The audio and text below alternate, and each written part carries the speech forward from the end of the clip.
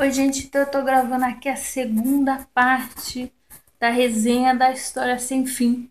Eu havia parado no. Já tava grande o vídeo, né? Primeiro eu tava com 46 minutos. Então eu resolvi passar para a segunda parte, porque a partir daí, quando ele entra na cidade dos espectros, no país dos fantasmas, parece, né, coisa de historinha boba, mas a partir daí você começa a ver que a coisa começa a ficar mais séria. O que acontece? O Atreyu, ele entra numa cidade, nessa cidade, e é tudo torto, e é tudo feio, e é tudo, parece que é para uma pessoa que perdeu a esperança. Tem muitos trechos no livro que são trechos tristes, tá, gente? São trechos que, por exemplo, no Pântano da Tristeza, tem trechos que são tristes. Tem um trecho que é triste, que é quando o cavalo morre, enfim. A Morla, que é a tartaruga que mora ali dentro, extremamente depressiva, não tem esperança em nada. Depois quando ele vai, por exemplo, para o oráculo, ele passa por três portas. A primeira porta, um monte de gente morria, porque se as esfinges não deixassem passar, elas iam morrer tentando decifrar todos os enigmas do mundo. E tem um monte de esqueletos ali na porta, quer dizer, é meio dark. Não é levinho, não é um livro levinho e não é infanto-juvenil. Justamente porque tem trechos um pouco mais pesados, né? Tem muita metáfora, tem muita coisa ali. E o que acontece? Quando ele chega na cidade dos espectros, que vários seres, várias criaturas se jogaram no tal do nada. Ali ele já havia visto e revisto o nada várias vezes. É que eu tô resumindo, por isso que eu não tô contando tudo aqui pra vocês. Não. Por isso que eu tô falando, leiam o livro, gente. É maravilhoso. E ele viu várias criaturas se jogando dentro desse nada. E ele corre contra esse nada, só que ele vai entrando dentro de uma cidade fantasma, né? Que é a capital do país dos espectros. Quando ele entra lá, ele entra dentro de um pátio sujo, imundo, e tem esse lobisomem. Esse lobisomem era um ser que o estava perseguindo desde que ele saiu para a assim chamada Grande Busca. Ele não sabe ainda que esse ser era um ser que o estava perseguindo. E aí eles começam a conversar, só que o lobisomem, como ele não é bonzinho, coisa nenhuma, ele começa a falar, olha, não sou seu amigo, eu tô te prendendo aqui, daqui a pouco nada vai cercar a cidade, você não vai mais poder sair, sai enquanto é tempo. Aí eles começam a falar. E fala assim, mas quando eles começam a conversar, ele fala que o lobisomem ele tá preso, porque ele também foi enganado por uma mulher ali da cidade fantasma, só que eu não vou contar a história que é meio grande. Ele fala assim, mas você fala das criaturas fantásticas como se você não fosse um de nós. O Atreyu fala pro lobisomem. O lobisomem fala, de fato, eu não sou um de vocês. No mundo dos homens, eu tenho a aparência de um homem. No mundo dos seres fantásticos, eu tenho a aparência de um ser fantástico, que é a aparência de um lobo. Então ele oscila, né, entre os dois mundos com disfarces. Disfarces. Então o Atreyu, ele fala assim, ué, você sabe o caminho para o mundo dos homens? Porque até ali ele está se empenhando para tentar achar um filho de um homem, para inventar um novo nome para a Imperatriz Criança ficar curada. Você conhece o caminho para o mundo dos homens? Ele falou, é muito simples. Para vocês, seres fantásticos, é muito simples. É só entrar dentro do nada, esses nadas que aparecem dentro da cidade. Da cidade não, de todo o reino de fantasia, enfim, com todos os seus países e etc. É só você entrar dentro do nada que você vai para o mundo dos homens. Ele falou, mas como assim? É só entrar dentro do nada? É. Mas não é tão simples assim. Por quê? Porque aí vocês vão para o mundo dos homens e vocês vão se transformar em mentiras. Aí fala assim, mas como assim mentira? Sim, é mentira. É um nome que a gente dá para as coisas e é um nome que não é verdadeiro, é um nome falso. A gente só pode encontrar cura, dá-se a entender, né? Quando a gente dá o nome verdadeiro para as coisas, o nome que elas verdadeiramente têm. E aí você vê que o livro é todo feito de letras, você vê que o livro é todo feito também de dar nome para as coisas, não é só um nome para Imperatriz Criança. E aí você começa a olhar e pensar, de fato. Uma das coisas que eu falo bastante aqui no canal é justamente contra a mentira, né? E o livro tá lá falando que as criaturas fantásticas elas podem ir para o mundo dos homens em forma de mentiras. E ele fala, mas então o que acontece? Ah, você pode convencer uma pessoa, por exemplo, que uma coisa, tal coisa dá medo quando não dá. Você pode convencer que tal coisa faz bem quando faz mal. Você pode convencer que tal coisa faz mal quando faz bem. E principalmente o que os adultos vivem fazendo com as crianças, falando que fantasia não existe. Justamente para os homens não chegarem mais perto da gente. Falou, nossa, mas eu não quero me transformar numa mentira. Ele falou, não, mas o mundo dos homens é dirigido por ideias. Com ideias, nós formamos impérios, né, fazem-se grandes negócios. Aí você começa a perceber que o negócio é sério.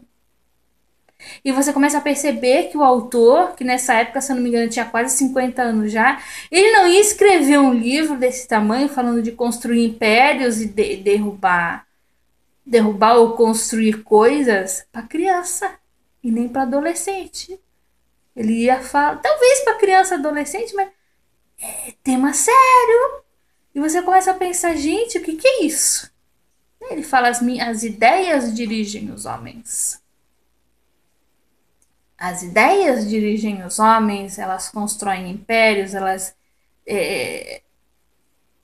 derrubam e constroem coisas novas, elas.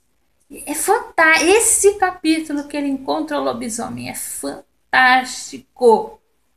Eu caí de queixo desde a primeira vez que eu li. E ele começa a falar, né? Ele falou: olha, você me escutou por tempo demais. O nada já está cercando a cidade e se você continua me escutando, é porque você já se decidiu. Aí ele começa a falar, porque ele se identificou como ninguém. Tô cortando muita coisa aqui, por isso que eu falo, leia um livro. Ele é fantástico. Gente, o pessoal perde tempo com tanta coisa, o pessoal perde tempo com novela, o pessoal perde tempo com Big Brother no começo do ano, o pessoal perde tempo com Copa do Mundo, que nem tá trazendo título pro Brasil nos últimos 16 anos. Ah, meu, pega um. Eu li em 3 dias com 14 anos, gente. Pega um negócio desse que é muito bom mesmo de ler. E aí ele se identifica como ninguém e o lobisomem fala, então ninguém falou comigo, ninguém me escutou na minha última hora, ninguém veio até mim e escutou meu chamado. É, tem bastante metáforas nesse livro, você começa a pensar, meu Deus, como assim? Né? E aí é mais ou menos nesse ponto que ele pergunta, eu tinha uma missão, mas eu também me perdi porque eu escutei a princesa, uma princesa do país tal que prendeu ele lá, depois foi pro nada, enfim. Eu escutei a princesa por tempo demais. Você também me escutou por tempo demais e por isso você já está condenado. Daqui a pouco você vai pro mundo dos homens, mas você não vai ser mais a mesma coisa. Vai saber para que você vai servir, quem que você vai enganar quando você for pro mundo dos homens, quando você se transformar numa mentira. E o Atreyu ele fala assim: mas você tinha uma missão? Qual era essa missão? Ah, os meus superiores me disseram, né, que havia um determinado mensageiro da Imperatriz Criança que ia avisar os homens, que ia conseguir chegar no mundo dos homens, para falar para eles, para vir um deles até aqui, dar um novo nome para a Imperatriz Criança para curar a doença. Do nada, por assim dizer. E eu fui escalado para impedi-lo, só que eu passei por tal lugar, tal lugar, tal lugar, eu perdi o rastro dele. No livro também, se vocês lerem, vocês vão entender por que ele perdeu o rastro. Não vou explicar aqui, senão vai ficar muito grande. Aí, mas eu não consegui encontrar ele. Eu vim parar aqui e fiquei aqui preso. O nome dele era Atreyu. Aí o menino chega e fala, sou eu. Aí o lobisomem dá uma gargalhada e morre. Só que antes de morrer, ele prende a perna assim do Atreyu.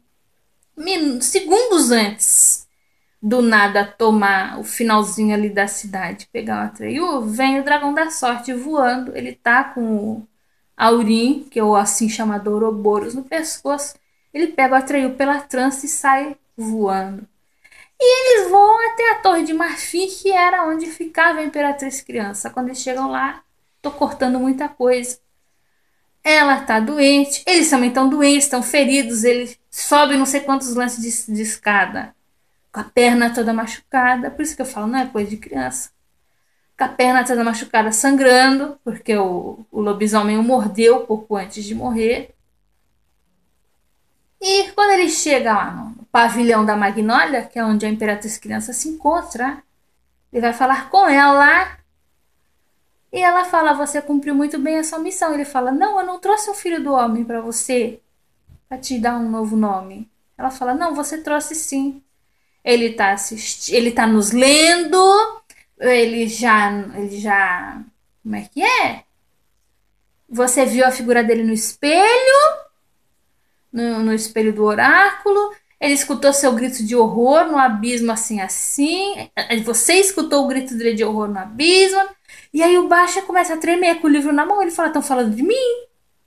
E você começa a ler o livro, que é igualzinho, com a capa é igual. Mas, gente, o que é isso? Entendeu? Você fica meio baratinado ali. Ele fala: Não, mas eu não trouxe meu filho do homem. Ele falou: Olha, para eles é. E o oráculo também havia dito isso. Para eles é muito fácil ir para cá. Para nós é que é difícil ir até eles. Mas então como é que ele faz para chegar até aqui? Aí ela fala: Basta ele pronunciar o meu nome. Você dá o nome certo para as coisas, o nome verdadeiro para as coisas, e elas acontecem. E elas ganham o seu verdadeiro valor quando você as nomeia. Aí de repente o Bastian, né, que ele tá lendo o livro, ele vê. E até aí já houve um monte de símbolos, gente. Ele já acendeu um candelabro. Esse candelabro tem simbologias também. O relógio da torre já bateu não sei quantas vezes. Enfim, eu tô cortando bastante aqui para vocês e o vídeo já fica enorme, né? Aí ele chega e é, ele vê a imagem da Imperatriz Criança e ele vê alguns detalhes que no livro não descrevem sobre ela. Por isso que ele sabe que ele a viu, que ele não somente a imaginou, mas ele a viu. E de repente, naquele instante, ele soube qual era o novo nome dela. No livro em português, pelo menos, seria Filha da Lua. E ele, de repente, ele fica com medo. Não, mas eu não sei se eu vou, não sei se eu não vou. Meu Deus, o que, que eu vou fazer? Eu não sei se eu vou. E aí ela fala para ele vir, basta ele repetir o meu nome. Só que ele enrola pra caramba, porque de repente ele fica morrendo de medo de falar o nome dela. E aí ela é forçada, por assim dizer, pelas circunstâncias a ir até o velho da montanha errante. Que é como se fossem os dois opostos, né? Também não vou contar muito como é que ela chegou lá, porque senão fica comprido demais. Mas ela chega até lá e o velho fala assim: Você não devia ter vindo aqui, porque você é eterna criança e eu sou eterno velho. Só que o velho ia contando toda a história sem fim, num livro que ele ia escrevendo. E ela fala assim: Não, mas eu vim aqui e eles estão dentro de um ovo, eles entram dentro de um ovo. E o ovo também é símbolo mágico, né? O símbolo do recomeço. Tem tudo isso, né? E ela entra ali e ela então fala. Não é a primeira vez que a criança se encontra com o velho. Lembra que no começo do livro o Bastian era novinho e encontrou com o senhor de idade já? Tem isso também. Tem vários encontros ali do velho com o novo, do claro com o escuro, do bem e do mal. Olha, tem muita simbologia nesse livro. E a Imperatriz Criança, então, ela chega e fala: Reconte a história sem fim desde o início. Então, a mão dele treme, né? Porque ele fala, então nós vamos entrar no eterno retorno. O final sem final. Aí ela fala, mas conte. Aí ele fala, você quer deixar tudo nas mãos de um filho do homem? Ela fala, você tem uma opção melhor? Ele fala que não, e ele começa a recontar a história sem fim desde o começo. E o Bastian começa a ler, ele fala, não, não tem nada a ver com a história sem fim. Porque quando ele começa a ler a história sem fim, são os mensageiros que iam contar do nada para a Imperatriz Criança. Quando ele começa a ver, tá começando a contar a história dele, de como ele entrou naquela loja de livros usados e encontrou o livro da história sem fim. Ele cai para trás, né? Ele cai para trás, ele fala, é a minha história mesmo! E aí ele tenta se esconder, ele tenta evitar aquilo ali, ele tenta dizer, não, isso não tem nada a ver com isso. Só que aí o velho começa a contar a história tudo de novo, tudo de novo, tudo de novo. E o Bastian revive tudo aquilo que ele já tinha vivido até ali. Não me perguntem que tipo de estilística que o autor usou para contar tudo isso, porque é muito, né? Por isso que eu digo, é um livro brilhante. E ele escuta e reescuta a história várias e várias e várias vezes, até que chega uma hora que ele não aguenta mais. Escutar e reescutar a história dele não sei quantas vezes. A dele e do Atreyu indo pra busca, e da Imperatriz Criança indo em busca de novo. Ele repete, repete várias vezes. É o círculo do eterno, não tem fim, de fato. Novamente nós vemos o eterno, né? Não tem fim. Aí ele fala o nome dela, filha da lua, aí vou eu. E ele finalmente entra dentro, né? Aí o candelabro se apaga, ele se vê no escuro, mas não era mais o escuro do sótão, era um escuro aveludado, era um escuro quente e aveludado. E aí ele percebe que ele está dentro de fantasia. Aí ele encontra com a filha da lua, eles começam a se falar. Aí ela fala: olha, a partir de agora, estou resumindo bastante, tá, gente? Ela fala assim: a partir de agora, você tem o Aurim, que é o Ouroboros, que é o símbolo aquele símbolo, né? Das cobras se mordendo. E ela fala: ele está com você. E ele fala assim: ela fala que ele tem que formular desejos. Aqui é que o negócio começa a ficar interessante também. Aí a história tá mais ou menos na metade. Aí ele fala assim, mas como assim formular desejos? Para você recriar o meu mundo, a fantasia do início. Aí ela coloca na mão dele um pequeno grãozinho de areia. Ela fala, esse pequeno grão de areia é tudo que sobrou do meu reino sem fronteiras. Quanto mais você desejar, mais ele vai florescer.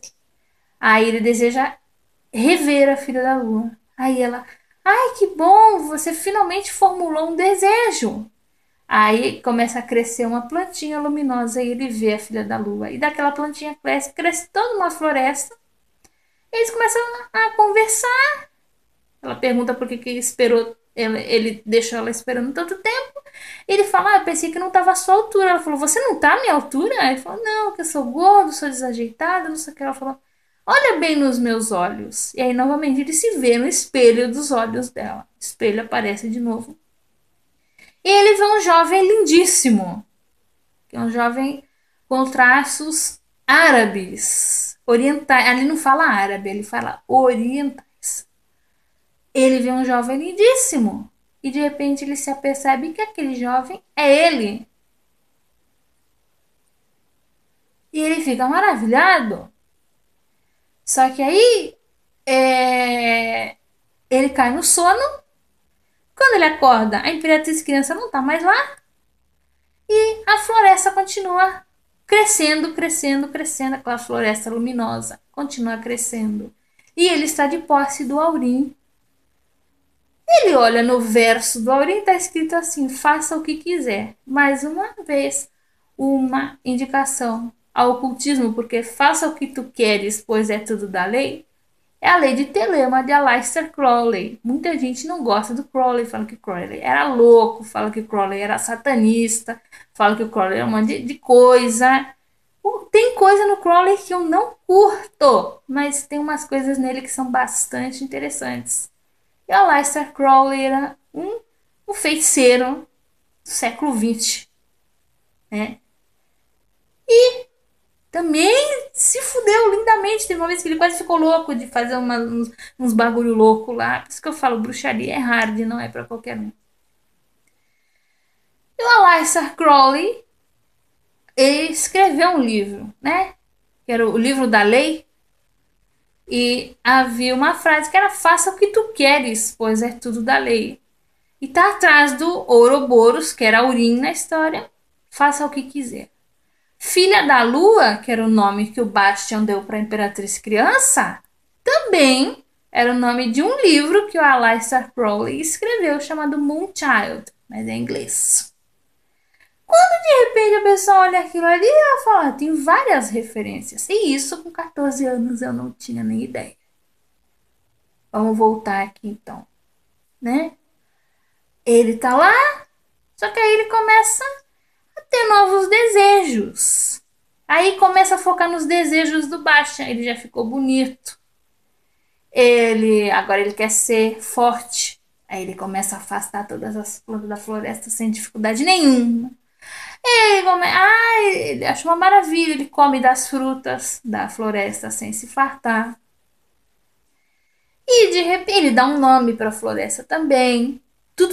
Tem muito a ver com dar nomes também essa história.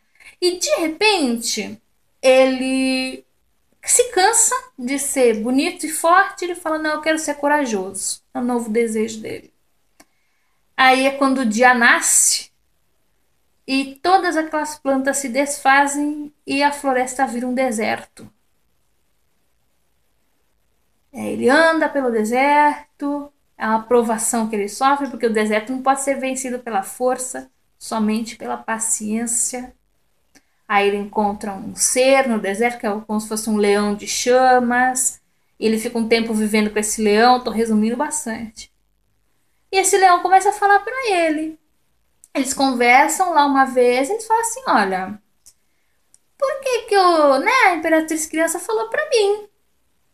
Por que que eu tenho que realizar meus desejos, né? Eu tenho que fazer desejo, mas é um caminho muito fácil realizar desejos, ele falou.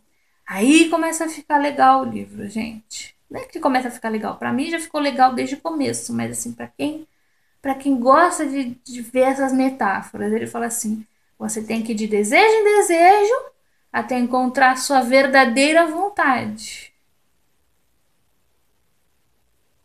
Aí ele fala assim: qual é a minha verdadeira vontade? Ele falou: isso você só vai descobrir depois de passar pelo caminho dos desejos. Mas é fácil, ele falou: não tem caminho mais perigoso e mais fácil de você se perder do que o caminho dos seus desejos. Porque ele leu, ele falou: ah, tá aqui, faça o que quiser. Deixa que é pra eu fazer o que eu quero? Ele falou: não, você tem que ir de desejo em desejo até achar sua verdadeira vontade. E o leão, né? Eu não vou falar o nome do leão porque é um nome meio complicado.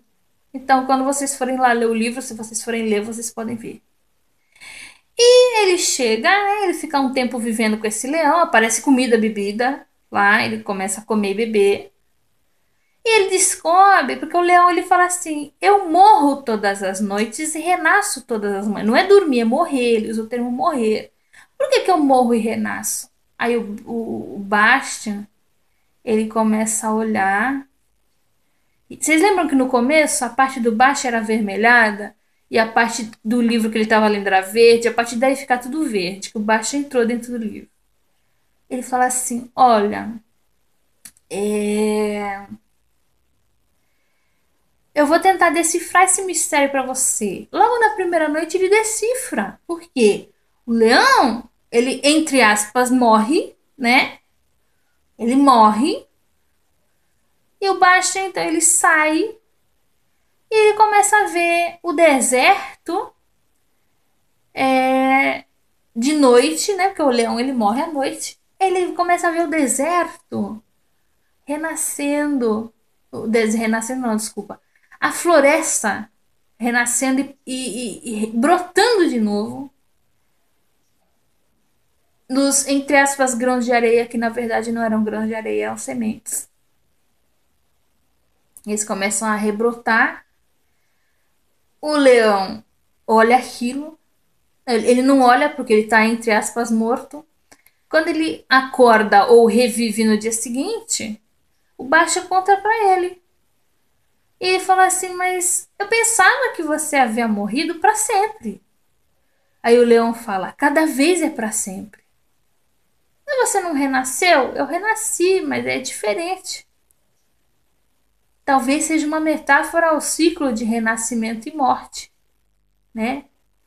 E aí o leão, quando ele descobre que a floresta só pode renascer quando o leão venha, entre aspas, morrer, ele fala: Não, então a minha vida origina a morte. E a minha morte origina a vida. Ambas as coisas estão certas. É mais ou menos o que a gente vive, porque a gente, para comer e beber, a gente também não tem que matar. Nem que seja um vegetal, quem é vegano e tal. Tem que matar. E então, de certa forma, a vida origina a morte origina a vida, e ambas as coisas estão certas. É aquele conceito de. Como é que eu posso dizer aqui para vocês? É aquele conceito de equilíbrio, né? Porque também, se nada morresse, o mundo ia ficar superlotado. E se só houvesse morte, também não haveria vida. É aquele equilíbrio entre morte e vida, né? Aí ele fala assim: Não, mas eu não posso ficar aqui para sempre com você. Ele fala: Não, você tem que viver a sua própria história e percorrer o caminho dos desejos. Aqui no deserto só tem morte e vida. Floresta e o deserto. Você tem que viver a sua própria história. E um belo dia ele sai através de uma forma que eu não vou falar qual é, senão vai ficar muito grande. Já tá grande, enfim. E ele formula um novo desejo, que é reencontrar não, encontrar, que ele nunca encontrou, é conhecer o Atreyu. E aí ele conhece o Atreyu, também não vou contar muito como é, porque é comprido até chegar lá. E o Atreyu, ele realiza uma expedição para reenviar o Bastian para o mundo dos homens. Antes disso, ele tem várias honrarias. Ele ganha várias honrarias, ele ganha vários títulos, porque ele é o único capaz de inventar histórias. E até aí ele tem novos desejos. Um desses desejos é: olha, eu quero ser reconhecido por saber contar história, porque eu sou o único aqui em fantasia que consegue contar histórias. Então ele é reconhecido por contar histórias. Depois ele quer ser reconhecido por ser uma pessoa muito magnânima, então ele chega e transforma alguns seres que eram extremamente tristes em seres extremamente alegres. Só que esses seres extremamente alegres, eles não eram exatamente alegres, eles eram sarrudos, eles tiram sarro de tudo. Eu lembrei tanto daquele pessoal que faz bullying na vida, né? Essa pessoa faz bullying porque tá se sentindo extremamente podre por dentro, enfim. E ele vai passando de desejo em desejo. Só que o Atreyu, que a partir daí está com ele, e mais algumas pessoas que também já estão ali com ele, eles começam a perceber que cada vez que o Bastian ele faz um desejo, ele e o Atreyu ele não reparou que havia a inscrição faça o que quiser atrás do Ouroboros. Tanto ele não reparou que ele não reparou porque ele não sabia ler letras, ele só sabia ler traços. Também o livro, reiterando, é todo feito de letras, né? E o Baixa ele fala assim, engraçado que o Baixa ele entende, o Baixa ele veio da Alemanha, né? E ele entende. Mas enfim, o Atreyu ele chega e fala: Olha, eu não entendi tal, só que ele fala assim: Baixa, eu tô reparando uma coisa, toda vez que você realiza um desejo seu através do Aurim, que era o Ouroboros, você perde uma lembrança sua do mundo dos homens. Por exemplo, quando ele realiza o desejo de de ser o maior contador de histórias reconhecido e tal, tinha até uma biblioteca com todas as obras dele, ele esquece que no mundo dos homens ele era capaz de contar histórias. Quando ele realiza o sonho, o desejo, aliás, né, de ter feito,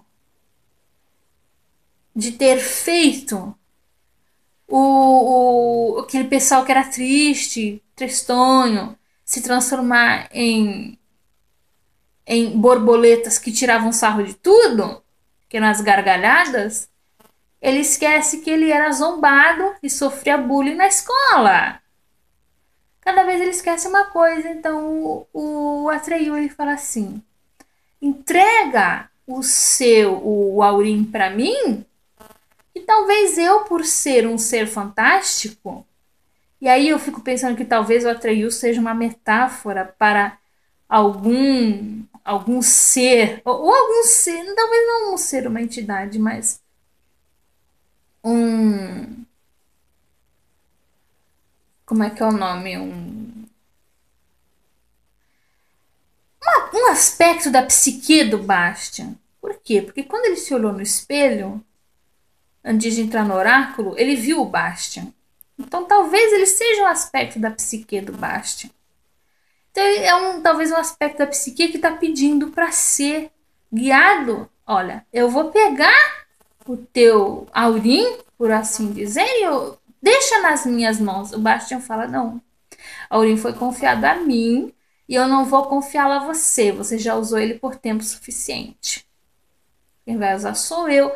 E o Bastian tá assim, metidaço. O Bastian, né, no começo ele não se achava nem digno de encontrar a Imperatriz criança, porque ele era feio, porque ele era gordo, porque ele tinha as pernas tortas. Mas agora que ele tá bonito, que ele tá forte, que ele tá corajoso, ele até esqueceu que ele era feio, que ele não era corajoso, que ele era medroso. Ele esqueceu. Esqueceu que sofria bullying na escola. Ele tá se achando o máximo. E talvez seja também alguma metáfora para alguma coisa. E o Atreyu falou que é isso, que eles começam a se desentender. Aí é quando ele chega. Olha que eu tô resumindo bastante, hein, gente? É muito grande, tem muita coisa. 50 Tons de Cinza tem mais de 1000 páginas e não conta um décimo do que esse livro conta, enfim. Não passa um vídeo sem eu falar mal de 50 Tons de Cinza, né? Mas tudo bem. Então, e 50 Tons de Cinza vendeu bem mais, né? Em bem menos tempo de existência, mas tudo bem. Hoje não é dia de falar de 50 Tons de Cinza. Aí eles chegam numa feiticeira, que era a tal da Shaid. E a Shaid é meio psicopata, tá, gente? Porque a Shaid, ela finge ser vencida pelo Bastian. Eu não vou contar como que ela foi vencida, porque fica meio grande também. Ela finge ser vencida apenas para ir junto com ele. Eles vão juntos, só que a partir daí o Atreyu já não fica mais sendo amiguinho do Bastian, né? O Atreyu não fica mais sendo amiguinho do Bastian. E a Shaid vai junto com eles. E eles começam a se desentender com o Atreyu e tal. Gente, eu tô reparando aqui que a bateria do celular tá ficando baixa. Eu tô vendo que eu vou ter que gravar uma terceira parte. Mas fica, quem sabe, até mais fácil de vocês verem depois. Até a próxima parte, então.